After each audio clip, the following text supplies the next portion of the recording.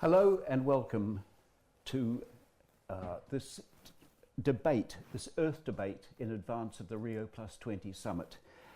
There is a studio audience, and good evening to you, and of course there is an online audience. I do happen to know that this program will be watched as far afield as Ethiopia and Nepal. I can't speak for the rest of the planet, but I'm sure that we will spread the word. There is no subject more important than the one we're about to discuss tonight. First of all, my name is Tim Radford. I used to be science editor of The Guardian. I still write for The Guardian, and I have followed this subject for probably 25 years, and I think it's inexhaustible. Can we put a price on nature? We're actually going to address this fairly closely for about 60 minutes, and some of you will get chances to put questions, I hope. I will introduce the team. On my immediate left is Claire Brown, who is from the UNEP World Conservation Monitoring Centre based in Cambridge, and she is bringing science evidence into policy making. And I've got words here that say things like ecosystem services and biodiversity and integrated science, but I think we'll skip all those and just say that what Claire is doing is actually looking at what's happening to the other species with which we share this planet. That's the whole point of an environmental conservation monitoring centre. With us also is Will Everson, who is an environmental economist for PricewaterhouseCoopers, and he is in their sustainability and climate change team. And I gather that this is actually an enormous team, something like 7 or 8 rugby teams could be built out of this little bunch. And he is also a contributing lead author and editor for the Economics of Ecosystems and Biodiversity report for business. Think of it just as TEEB. People will probably refer to TEEB, the Economics of Ecosystems and Biodiversity, if you're confused. The business perspective here will be brought to us by Ian Dickey, who works for an environmental consultancy and is director of the Aldersgate Group, which is, it says here, an alliance of leaders from business, politics and society that drives action for a sustainable economy. And he leads their work on biodiversity and ecosystem services. And finally, and certainly not least, we have a man who I'll refer to once only as Professor Sir Robert Watson, who has been a figure in the debate on the environment since, since we were both very young. Exactly. And he is hereafter known only as Bob Watson, but of course he knows more about the subject than any of us, and I look forward to raising 1 or 2 questions. First of all, can I just remind you that we are the most massive thing on the planet. As a species, we weigh in at 100 million tons, and that makes us 10 times heavier or more massive than all the other non-domestic vertebrates combined. And of course, I exclude the cows and sheep because they're part of our property. You might say they're humans. We are also the greatest earth-moving force on the planet. There is no way that we cannot impact on the environment. What we have to do is to work out how to do it as mercifully as possible. And I think I'm going to start just by throwing the problem to Claire Brown. What do we actually mean by ecosystem services? Take us through them very quickly. Okay, so as humans, we're dependent on the environment, and we take many benefits from the environment, maybe resources or from those processes. And it's those benefits which are called ecosystem services. And they can be tangible, like food, fibre or timber. They can be processes such as climate regulation, flood regulation, or there's slightly more intangible things like spirituality, sort of cultural values that one might have with the environment. And they basically give us our basic needs as people. They control the environment and give us some resources. They have value. Some of this value is economic, some of this value is social.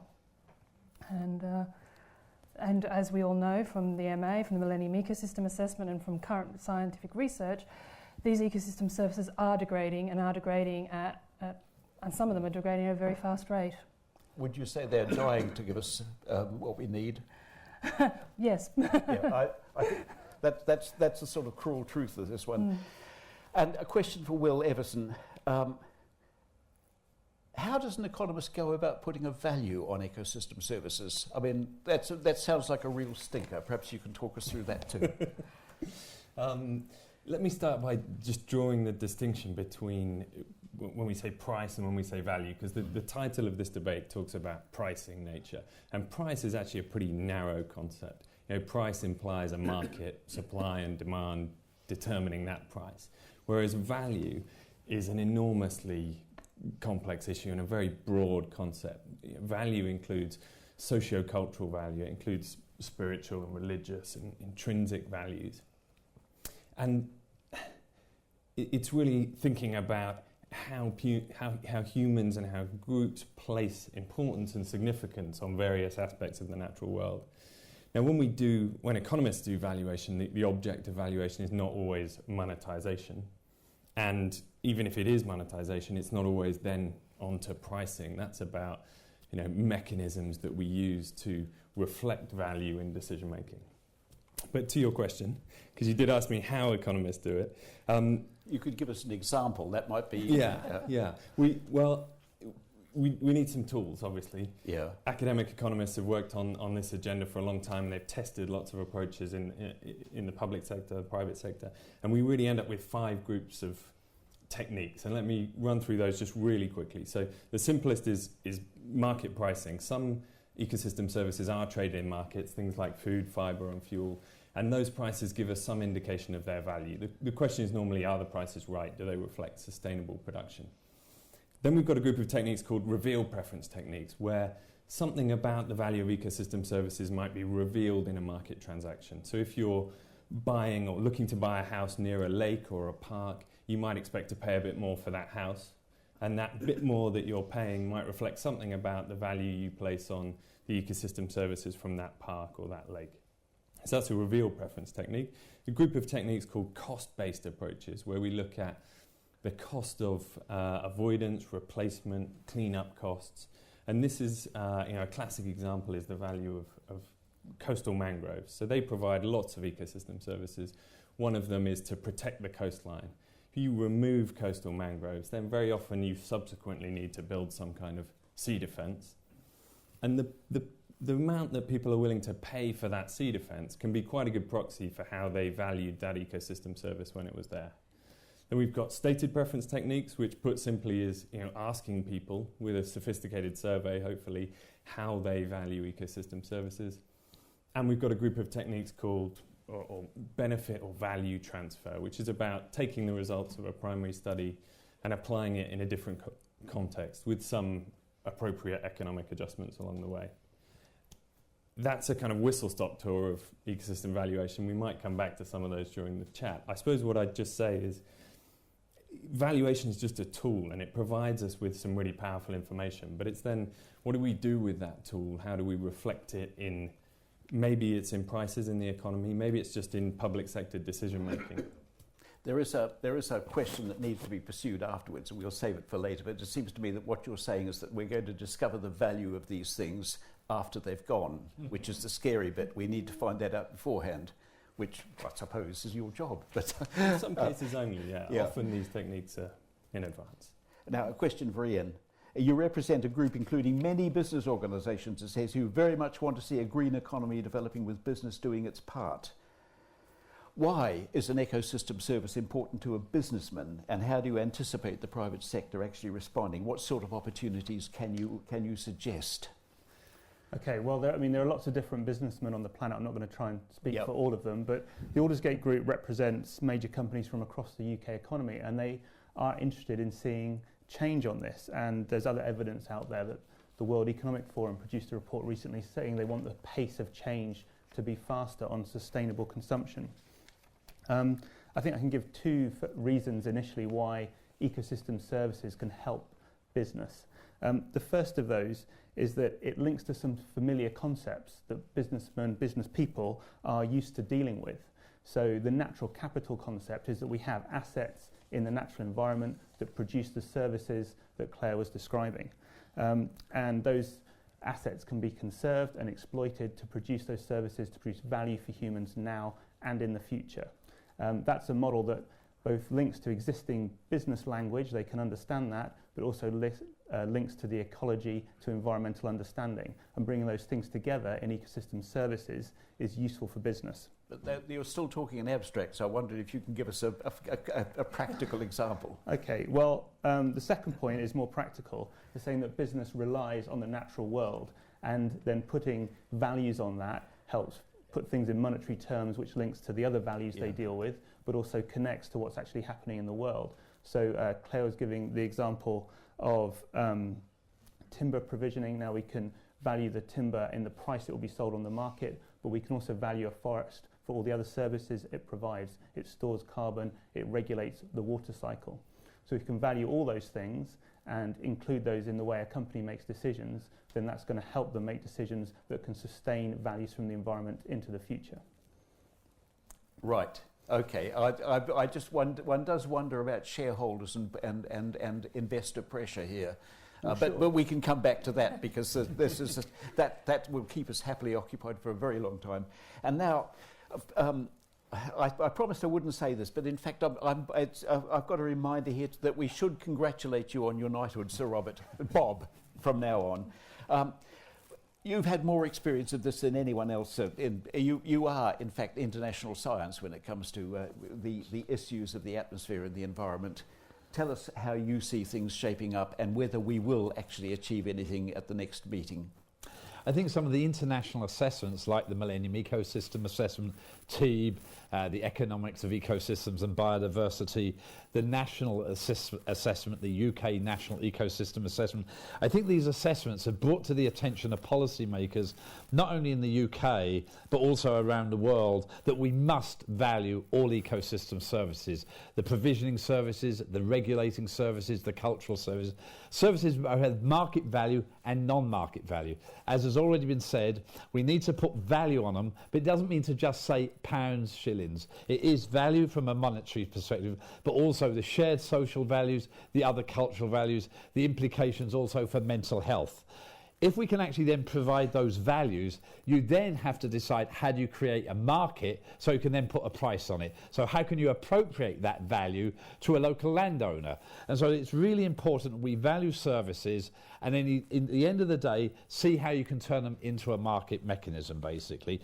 I think these messages have got across to the policymakers throughout the world. The reason is we've only valued those services that have market value today. The provisioning of food, the provisioning of timber. We haven't put value on the way they clean our environment, the way they control floods, the way they control disease, the way they control air quality, climate. And therefore, we've basically undervalued the really crucial services that we humans absolutely rely on. There's obviously innate value of biodiversity, even if we didn't have an economic system, just the innate value, some of the cultural, aesthetic, religious value. I think these messages are now getting across to the policymakers. So, for example, in the UK, I believe many Treasury officials at Cabinet Office, as well as some of the other government departments beyond DEFRA, are starting to recognise we need to look at all these ecosystems, whether we're building a road, whether we're expanding agriculture, whether we're looking at water resources. The so-called Green Book, the Bible of the Treasury, not only looks at GDP, it started to recognise we should look at the value of the provisioning, regulating cultural services. A major step forward. We need to complement GDP with what is the value of built capital, natural capital, human capital and social capital. And so the value of the natural capital is absolutely paramount. I actually start to see now an evolution of thinking. We're going to put together a natural capital committee that will report not only to DEFRA but to the Chancellor of the Exchequer and the Economic Council. Why? We've started to realise you must recognise the value in our ecosystem. At an international level, we're negotiating the International Panel on Biodiversity and Ecosystem Services. Why?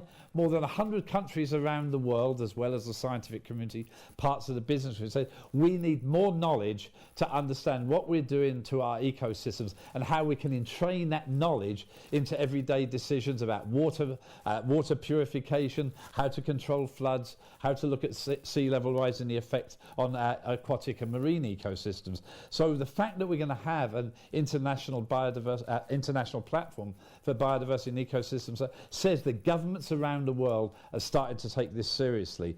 Also, one of the crucial issues is how we're going to reform the Common Agricultural Policy. Pillar 2, we're already starting to appropriate that value. So through the entry-level scheme, but much more important, the higher-level scheme, we are paying farmers not only to produce food, but to recognise the importance for some of these ecosystems. So we're starting to see the concept of paying for ecosystem services through Pillar 2 of the Common Agricultural Policy and through just a straight payment for ecosystem services. Markets are being created. So there's a long way to go, but the recognition of the importance to the economy as well as to development generally and to the environment is starting to take shape. Thank you very much. By the way, can I just remind you that you are allowed to ask questions. In fact, you're encouraged to ask questions. We're also getting questions from Twitter. There's one right at the back there. Before you put your question, I'd just like to there's a comment already posted on the Earth Debates message board. It says, from Sue Walker 9, it's as the signatory, it says, if we view nature as a commodity, its value can not only go up but down, just as every other commodity does.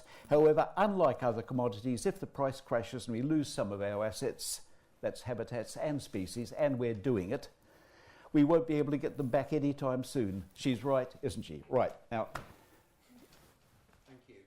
My name is Tony Juniper. I'm a writer and sustainable development advisor, and I've spent quite a lot of time engaged with different elements of this debate, including as director of Friends of the Earth for quite a few years. And it's fascinating to see how the conversation about people's relationship with nature is changing, at least at the level of the conversation this evening, in moving from a debate about conservation and how we protect important places and species into one about sustainable development and how we do development in a way which doesn't damage nature, and moving into this new debate now, which is very exciting, which is about how we have a truly green economy and start joining up natural values with economic values. But I'm troubled, however, by the extent to which this is connecting with mainstream politics so far. And I'm delighted to hear what Bob says and hearing his optimism about the extent to which this is beginning to connect with Treasury officials. I'm reassured because I'm looking at this slightly from the outside, and I'm seeing a very different narrative. And I don't know if the narrative is a deliberate way of connecting with voters or whether this is something which actually is real. But I'm hearing George Osborne, Chancellor of the Exchequer, saying that nature is an impediment to economic growth and that therefore we have to sacrifice regulation and what he sees as a drag on business in order to generate jobs and everything else that we know historically has been the cause of environmental damage.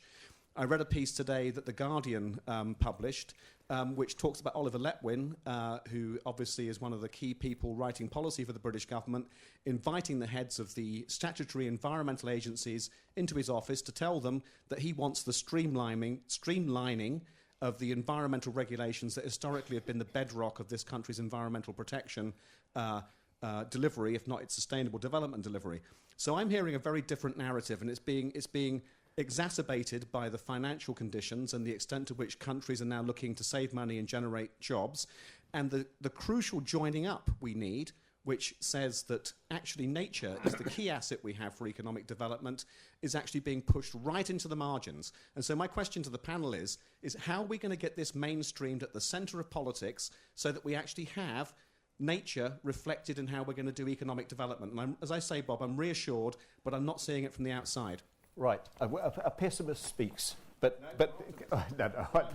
yeah, a realist. We'll Bob, you can start on this one? Yeah, well, let me make a quick comment. I think the current economic downturn is causing a problem. There's no question right across the environmental issues, and that is literally every government in the world, not just ours, is asking, how do we get short-term economic growth? How do we do job creation? The challenge is when one looks at an environmental issue, is an environmental issue such as saving biodiversity, ecosystems and climate change, will it help the economy in the short term? And that is indeed one of the fundamental questions. I think everyone's bought in you we must not degrade our environment for the medium and long term. It's this short term challenge. What I would say is Oliver Letwin actually recognised the importance of the national ecosystem. So he actually came along to the release with Caroline Spellman when we released it. He actually said this provides the information for a paradigm shift so we can incorporate these values into economic thinking. He said it was a groundbreaking document and it was a treasure trove. He then went to an environmental breakfast with Caroline Spelman and ministers from 6 other agencies and used exactly the same words where people like Greening, who at that time was in Treasury. So there's no question they're starting to understand this issue. The fact that the Green Book starts to talk about issues such as provisioning, regulating cultural services, that we have to complement GDP. I do believe this message is coming across. I think where the politicians have got this challenge is in the very short term with a downturn, how can you actually use the economic situation and promote, say, biodiversity? One of the key messages of the NEA, which I called an inconvenient message, was no single environmental issue other than maybe a local pond or a local bar has ever been solved without the right ensemble of regulations, financial incentives and behaviour change. Behaviour change needs to be stimulated normally through regulation and through the financial incentives. So I think the question is, when we look at regulations, are they the right regulations? Can we have more sophisticated, more innovative ones? So you're absolutely right, the coalition is asking question, can we have a reduction in regulation? What I would say is, are there ways to have more sophisticated regulation that are consistent with both economic growth and protecting our environment? And I think that's the challenge. Before I throw the question to the other speakers, I think we have a tweet. Thanks, Tim. Yeah, we've got a tweet from the British Council in Ethiopia, and it's a question. It says, how does pricing nature consider the historical imbalance of countries already developed through their misuse of the environment? Right. We are the guilty men. Would someone like to address that right now? On behalf of Ethiopia and the coalition. Well, I'll try in a way that also answers Sue Walker's point, that previously a lot of these resources have been valued at 0. Yep. So giving them a positive value, that value may go up and down, but it's still better to have a positive value than a 0 value. My worry is that we don't actually understand the services completely. I mean, that may be a problem that we have yet to confront, that we actually know so little about the planet on which we live. Claire, would you like to address that one? I would just say something there, and then something. I was also involved in the UK National Ecosystem Assessment. One thing that assessment does do is it does provide enough information to act now. We don't know everything. We'll probably never know everything, but we know enough, and that's the important thing, to be able to put in the regulations, start behavioural changes and all those sorts of things that we're talking about, look at value more broadly. I would also like to ask other members of the panel whether they would recommend starting from a position of pessimism when you want to persuade a government to change its mind or to actually get on with the job. I mean, this is a serious point, and Tony is actually, who is I've known for almost as long as I've known Bob Watson, as raised it, but it's very easy to feel pessimistic, but is that a helpful starting point forever when addressing these questions? Are we a can-do group? You've got to have a balance of both, haven't you? You've got to be realistic about the situation we're in, but positive about the potential for change. I suppose if I could comment on, was it Sue on the to add to what Ian said, this is also about the question between price and value, and there's an argument that says pricing to an extent can commoditize. And I'd say, that's about mechanism design, which is a real key issue. But valuation itself doesn't commoditize. Valuation just reflects what we all think about the importance of nature. So, there's two separate issues there. If we get into the kind of mechanism design side, well, then I think it's about, designing mechanisms with the right safeguards such that, commodification doesn't become a problem. Yes, this is an issue. Sorry, there's another tweet. Is just this one may have the answer. I don't know if it has the answer. It's definitely another question, and again, it's from the British Council in Ethiopia. And it's, won't the pricing of basic human needs like water and air cause the exclusion of the poor? Right, the exclusion of the poor, a subject dear to my heart. In fact, dear to all our hearts. Who wants to take that one first? Let me first comment on the first question from Ethiopia. There is no question the industrialised world became rich by both using cheap fossil fuels and by massive conversion of our natural habitats. We now know that this is a real problem. Therefore, when working with developing countries, we're going to have to work on knowledge exchange, technology cooperation, and financial transfers. So in other words, the comment from Ethiopia is absolutely correct. The development paradigm within the industrialized world is unsustainable. We will have to work with them to make it sustainable and cost effective for them. When you've got a really scarce resource such as water, it really is important to put value on it, otherwise it's going to be completely wasted. Now, in a developing country, I could argue government has a responsibility to make sure everybody, including the poorest of the poor, has access to water. Then you should put some form of price on the cost of delivery, but you have it with a social safety net, that the first so many litres are absolutely free, and as you use more and more, the cost goes up. So it's absolutely crucial to put value on water, but you have to be sensitive to the social structure and the economic structure of that country. Who else would like to? I mean, I think it's a really valid comment, and the poor and disenfranchised are at-risk groups. We often hear the ecosystem services described as the GDP of the poor, and that's because while ecosystem services, marketed ecosystem services, might make up only a few % of our nominal GDP. If you look at the annual incomes of the poorest 20% in places like Brazil, India, Indonesia, actually the in-kind benefits they get from nature might make up 40, 50, 60% of their real annual income. So I think there's no doubt they're an at-risk group in this context. And that's why it's crucial, I think, absolutely crucial, when we do talk about mechanisms to reflect the value of nature, safeguards, benefit sharing are at the absolute forefront of our minds. So we already have a conflict between the abstract idea of value and the very, very mordant notion of price, that people who haven't got money can't actually meet the price. Whereas we can all value a monarch butterfly. There's not a lot we can do, any of us, about buying one. Yeah. I mean, there is quite a complicated issue here, and I'm hoping someone could. It certainly is. Yeah. I think if we reflect for a second on some of the mechanisms that are proposed right now, because this also comes to this, developed world benefited from our resources kind of question.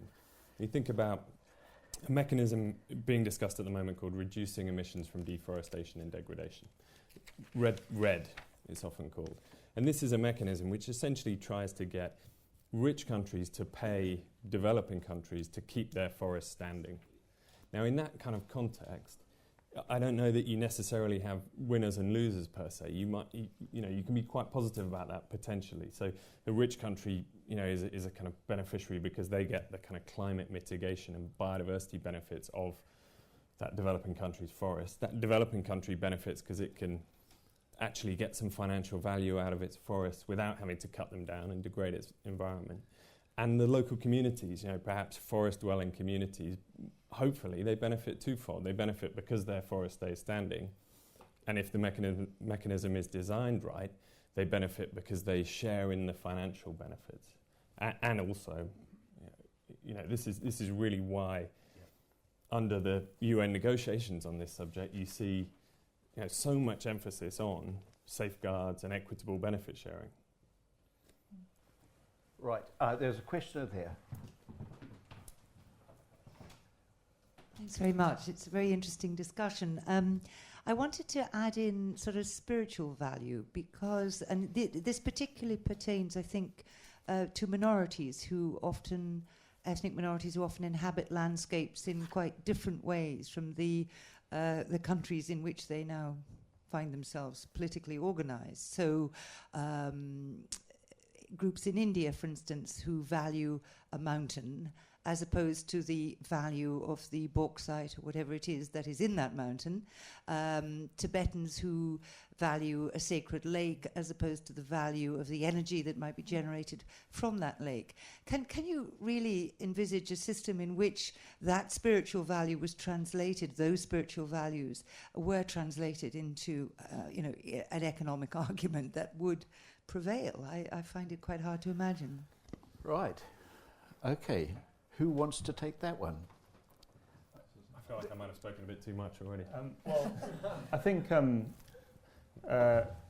there are places we won't touch, and economics isn't the way, and pricing isn't the way to decide how to use those resources. And we have those things in our society, and I think we're very grateful for having some minimum standards on the environment, and those things you're talking about are the minimum standards that need to be protected. And that isn't an economic question, but then there's an awful lot of resources that we're using at the moment that have a value to humanity and to the future that is not reflected in their price, and that's where economics and pricing can play a role. And we should be very clear about that dividing line.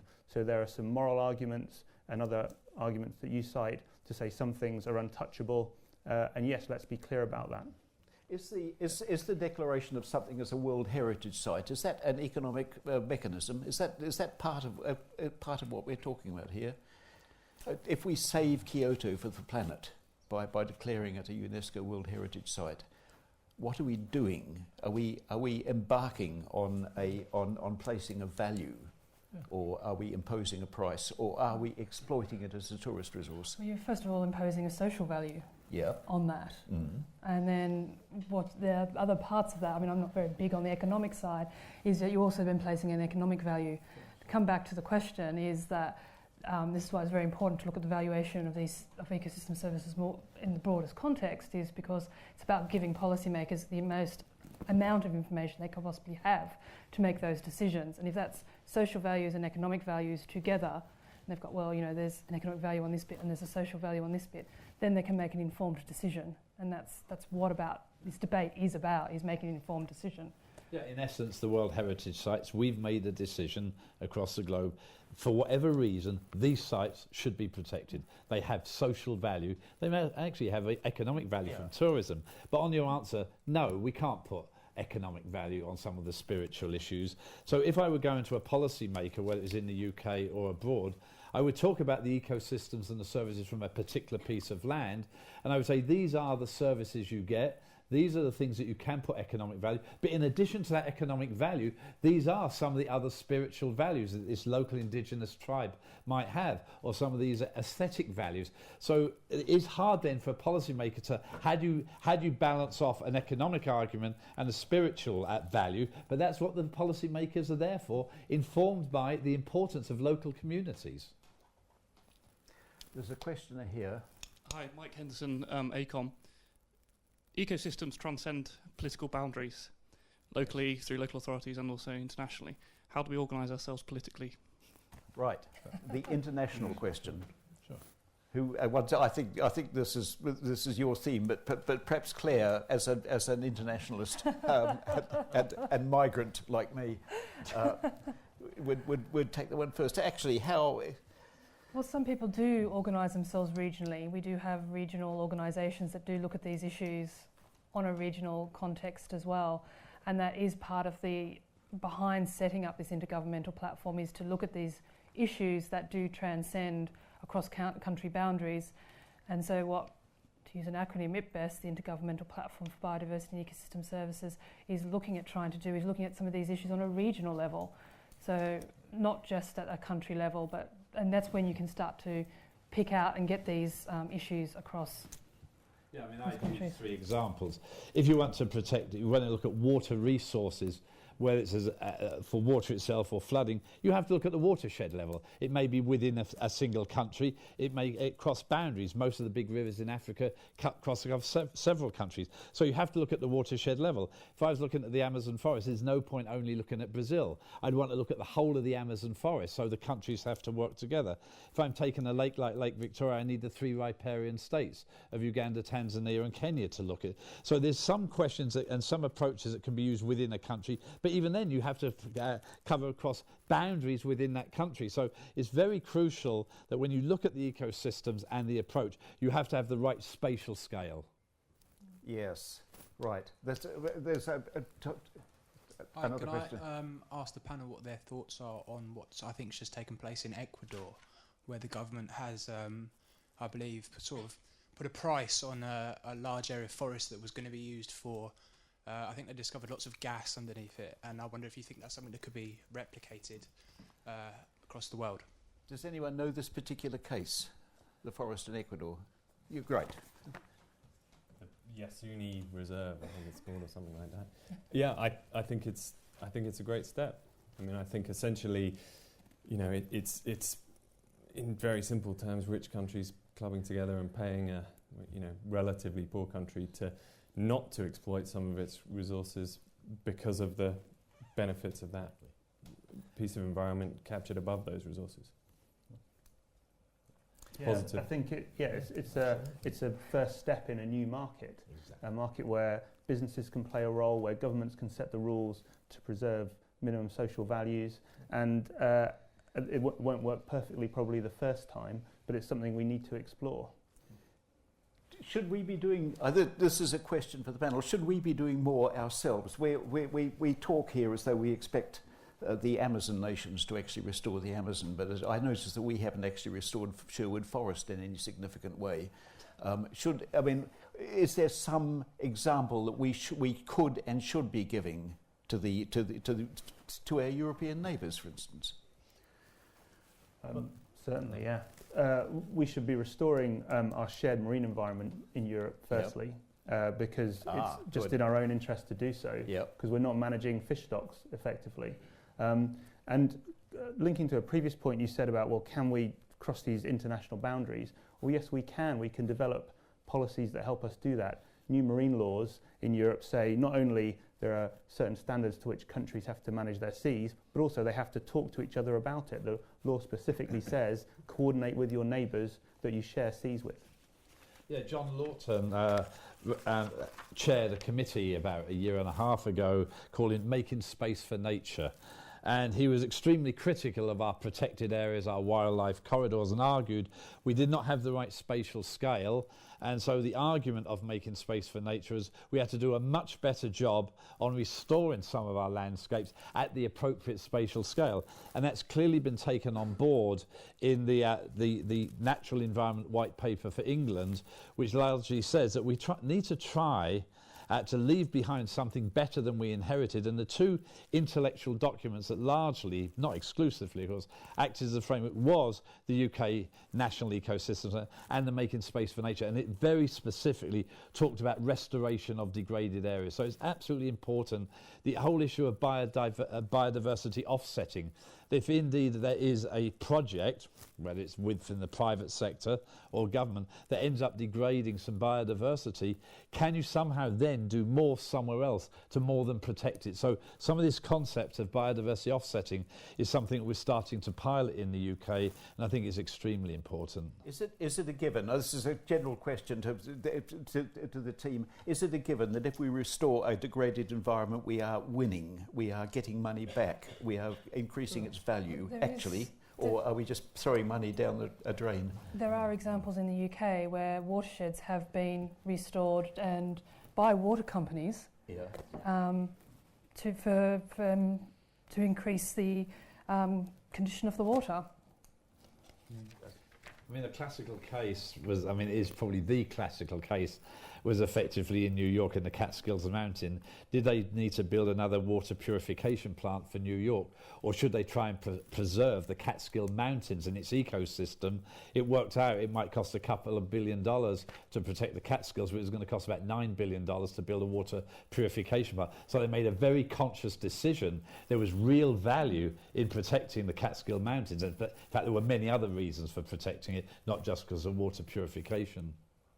We've got a question here and one here, but before I go on, there's a sceptical remark from a Louis Villa in Costa Rica who's just emailed to say that it's hard not to believe that putting a price on nature is not an insidious attempt by multinational corporations and sympathetic governments. If the world's people and governments are serious about placing a value, not price, a value, on nature, we need to be courageous and realistic about the changes that means for us, which I think means asking for less. Is that a fair summary? But, yeah. Okay. But the interesting point is some of the best payment for ecosystem services have been piloted in Costa Rica. It was really an interesting approach of how could you protect some of the forest areas there and put value on it. So there was value in the carbon, so how you stimulated a carbon market. The downstream farmers were willing to pay not to have the river silted. There was other non-forest products. So it's an interesting part. One of the best countries in the world where one's at least been thinking through this issue to help poor people has been in Costa Rica. And has it been done by persuasion or by regulation? World Bank investment with the government and the private sector. So money goes in first. Sorry. Oh, absolutely. Yeah. We're also seeing corporations, businesses respond in this kind of way voluntarily. I saw a really interesting example in Mexico recently where Volkswagen have got a big automotive plant, really high water demand. They're near a growing town. There's a real kind of water scarcity issue. And they've looked into this growing issue of water scarcity, and they've identified it's actually caused by deforestation of an upstream catchment.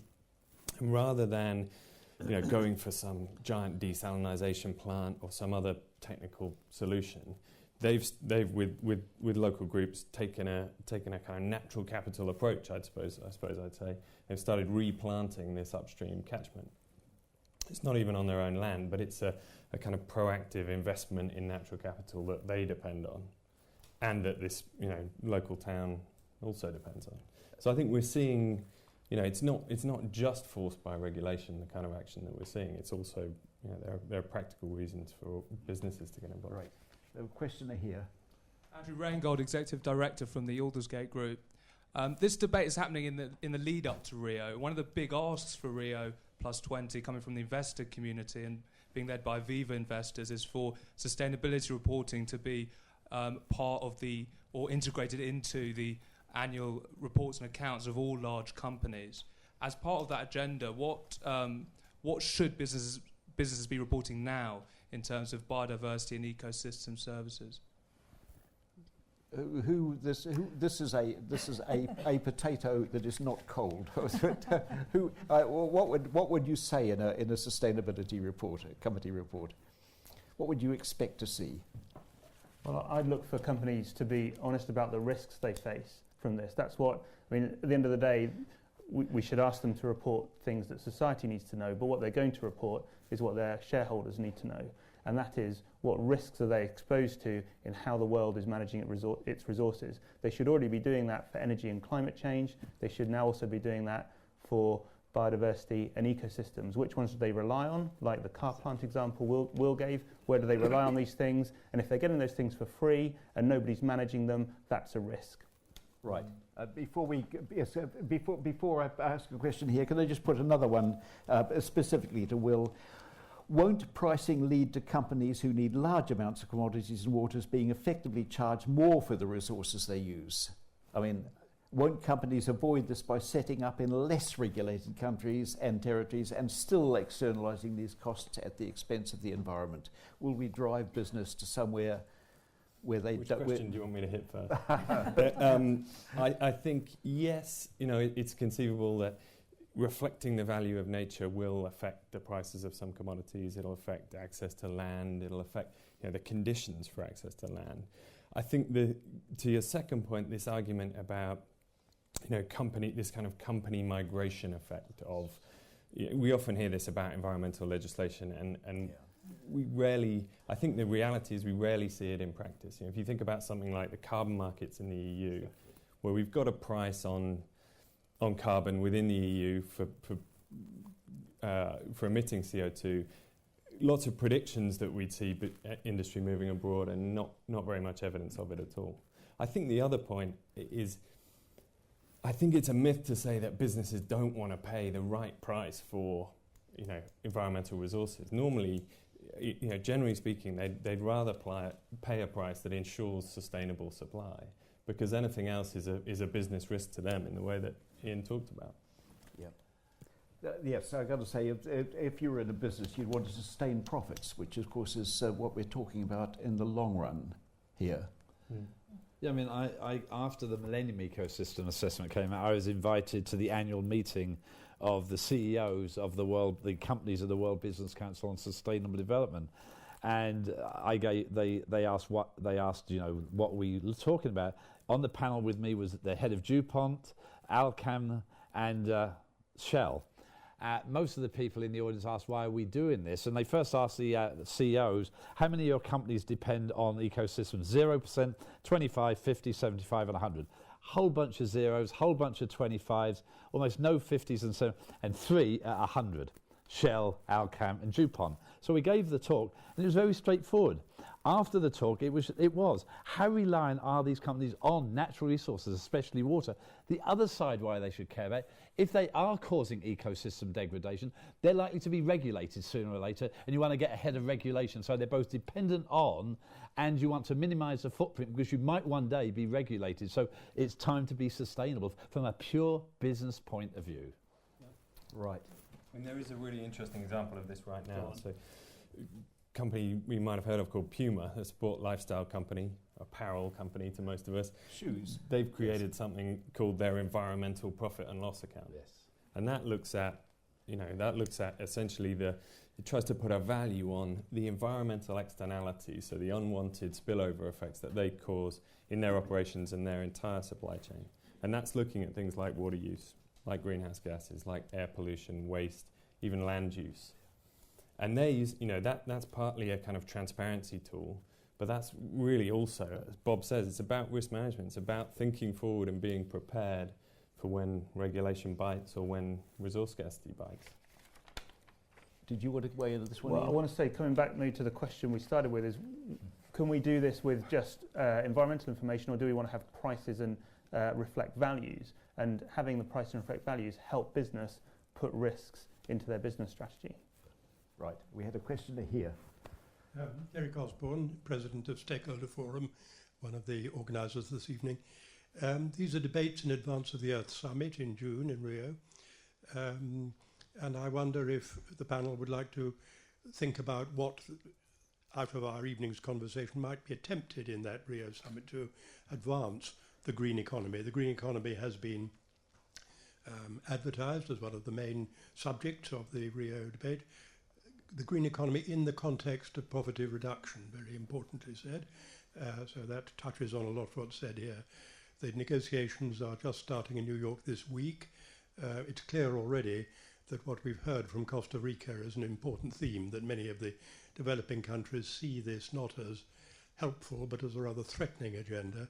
What do the panelists think can be done by the developed world in general and the UK in particular to make sure we get to a successful conclusion on these points? It's a simple question. How do you make the world a better place? In every sense. I think there's no question the two big issues for Rio +20 are the green economy and global environmental governance. There is also no question that while many countries see the advantage of the green economy, many developing countries do view it as, is this a brake on development? I think what we have to show is that whether you're dealing with issues like climate change or land degradation, loss of biodiversity, we are losing valuable economic assets. And we have to show that this is actually the right way to look at the world, that we are losing, they are losing, we're all losing economic assets. But we also have to realize, given that we, as we've said earlier, in the industrial world, have got rich by exploiting cheap fossil fuel and by transformation of our land. And therefore the question is, what are the partnerships that we can have, government to government, private sector to private sector, to work with developing countries so it's not a brake on their development, is actually a way to actually place them in a good position short to long term. But it's going to take a major debate to show it's not the rich world putting a brake on their development, and they are very nervous about it. But this is totally consistent with how you look at food, water, energy and human security in the overall context of development. This is the question with something for everybody. And Ian, next. Well, I'd say firstly that the developed world needs to recognise it needs to pay its way on natural resources. Yeah. I'd also say that people can come together around a positive message on this to say if we design protection of the natural environment in the right way, it can not only preserve environmental value, it can also stimulate ourselves, humanity, to use resources more efficiently. We're a very, very innovative species when we try, but we don't always try because we sometimes give ourselves resources for free and waste them. So let's design things in a positive way. And there are a lot of businesses that see the opportunities for that. That's what the Aldersgate Group is about. And I think that message is starting to resonate in more countries around the world, and that's the positive way forward. But it's one thing to do this here with an audience that is, as it were, prepared, but to address a country where where most people are actually grubbing along on $2 a day, they might not quite see it like that. Well, but I mean, the example was given of Ethiopia with water shortages. And so, firstly, very importantly, Bob said you need to have a socially acceptable scheme to build in minimum supplies to people. The other thing I'd say is, well, if there's water shortages and the price of water is low or zero, there are going to be a lot of people who can afford it, maybe businesses who are exporting things produced with that water, who are wasting it, using too much of it because they're not paying the full value of it.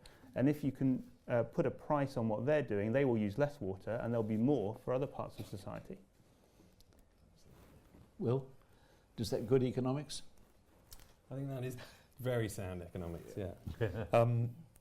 I mean, I don't think there's too much I can add to what my colleagues on the panel have said. What I would say about, Rio, I think there is a lot of expectation. And I think, the green economy is a somewhat nebulous concept. And that's both a kind of a pro and a con in a way. It's a pro because actually it brings a lot of people to the table, the concept of a green economy. You get finance ministers interested in the green economy, and you don't get them, or it's difficult to get them interested in, the environment.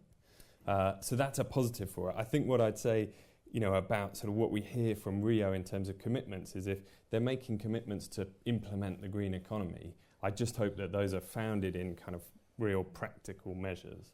I've got a couple of suggestions for what those could be. Yes, we want to hear them. Well, one thing I think is really transformative, and we've started to do it in the UK with the UK National Ecosystem Assessment, is natural capital accounting at broad scales, so at national scales or at regional scales, but applicable at smaller scales, and providing information for the economic actors in the economy.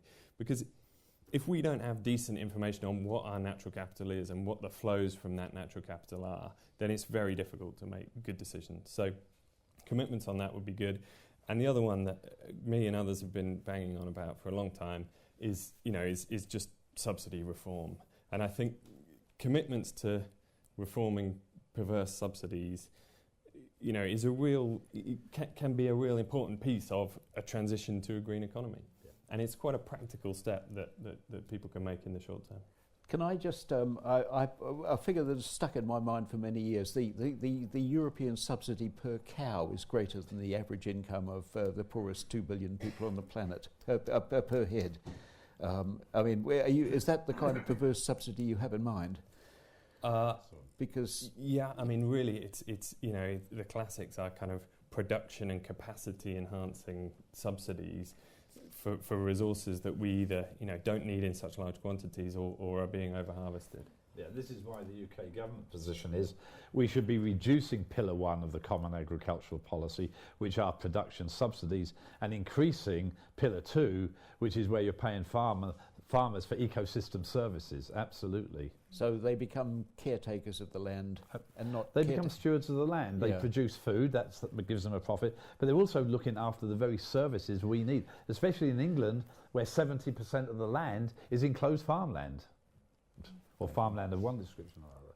Right. And to end with either Cambridge and the World Conservation Monitoring Centre or a parched country which is composed mostly of dust, would you like to take us through how Australia and Cambridge see this one? I can't tell you how Australian government sees this one, but I can add a few extra things to what the panellists have said.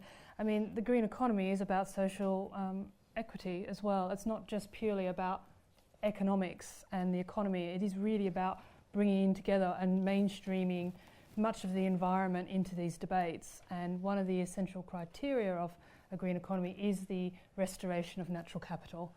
And that is, as we keep talking about poverty alleviation, the poor people are directly dependent on that natural capital. And if the green economy basically allows for, if you're going to destroy that natural capital, then you have to restore that natural capital, then that can only be a good situation for those people who are dependent on it. If we're talking about biodiversity, this is the hard question. If we're talking about biodiversity and we have spent the natural capital, we cannot have it back. What does one do in these cases? I mean, could we ever imagine bringing wolves back into Nottinghamshire? I think you've also got to look at the social context of which we're now operating as well. I mean, but this is a problem that you have to pick a point in time, and use that point as your underlying baseline. You can't restore everything. I mean, once you've lost a species, you're not going to get it back. Yes. Can you recreate wetlands which we've degraded? Yes, in principle, trying to use as much of what the wetlands used to look like. Can't get rid of species that have been lost. But you can start to create some habitats that will at least function and provide the services that we had before. The key question, though, is stop degrading the systems that we've currently got. Stop deforestation, stop forest degradation, stop ruining the wetlands, the mangrove systems, the coral reefs. So the first thing is to stop degrading what we've got and then start restoring those systems that have been degraded. We are coming very nearly to the end of our allotted time. If there's a question in the audience, but it has to be a brief one. Right, yes. Johnny Wentworth, Parliamentary Officer of Science and Technology. I can see how, I understand how valuation can increase the transparency of decision making, but without the concept of environmental limits or boundaries being widely accepted, I can't see how it can take on weak sustainability that is still mainstream in most financial ministries. Right. Okay, we have you have 3 minutes in which to, all four of you, 3 minutes in which to deal with this one. Perhaps a volunteer here. Who would like to take it? I volunteer. Yes, I said before, markets aren't, and pricing isn't the only mechanism. And we should have some minimum standards that we don't want to cross. I mean, we've managed to do that scientifically defined on carbon and the stability of the atmosphere. Unfortunately, that's still not taken up by the wider public around the world and decision makers. But the evidence is there. We can define the minimum that we need from these things in a very selfish way, just for humanity. We should also, I think, respect the right of other living things on Earth. And we can define a minimum level of protected areas on land and at sea that will conserve resources in a certain state. Science can tell us that. It's up to us as people to pick that up and see the long-term value of it. Would anyone like to add something? If I was going to add something, from a sort of technical perspective, environmental economics can struggle with irreversibility, with threshold effects that we see in ecosystems. Often that's it's a challenge back to natural scientists of give us the precise information on where these things exist, and then we can do something with that. But conceptually, irreversible change is can't be valued or has an infinitesimally high value. Just some positive thing is one of the great things about the ecosystem service debate is it does bring natural scientists together with economists, together with other kinds of decision makers. So it does start bridging gaps to allow people to have those conversations that start getting beyond just pure valuation and start looking at thresholds. So we're moving from what we might call quiet desperation just to a kind of very, very guarded optimism in which we recognise that there are things that we can do, there are possibilities, but we wouldn't actually put our money on achieving them overnight. Well, the message to the world is that business as usual is totally and utterly unsustainable, whether it's within the energy sector, the agricultural sector, or many other sectors. So we have to point what would happen if we continue business as usual, but then we have to show there are solutions. Right, thank you very much indeed. On that note, I think we will bring this more or less to a close. Can I just first of all point out that what we've heard tonight requires us to be a lot more realistic about our economic prospects. We're not ever going to be, I think, rich in the way that we once thought possible, and that we're going to have to reduce our ecological footprints, which is a concept that we don't even really completely understand, I think, but we will shortly one day. And can I also remind you that this is only one of such debates, and there will be another one at 7 o'clock on Wednesday, the 22nd of February, and it will be called Beyond GDP, How Can We Measure Progress? And the conversation will continue online at www.nhm.ac.uk/earthdebates. Thank you very much for joining us tonight. And thank you, our correspondents in Ethiopia and Costa Rica. It's rather encouraging to have such a huge audience. Thank you very much indeed. And thanks to the panel too. Robert Watson, Ian Dick, Will Everson and Claire Brown. Thank you.